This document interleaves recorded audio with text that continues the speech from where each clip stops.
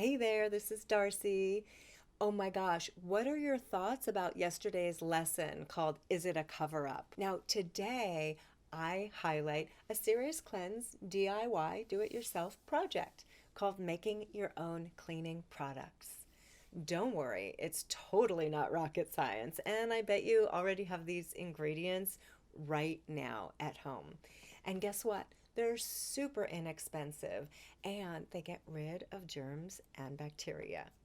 So, I have a couple questions for you. What are your three reasons that you would use non toxic cleaning products in your home? And which cleaning products did you used to use that you wouldn't touch with a 10-foot pole now? All right, looking forward to seeing you tomorrow. Have a great day. Aloha.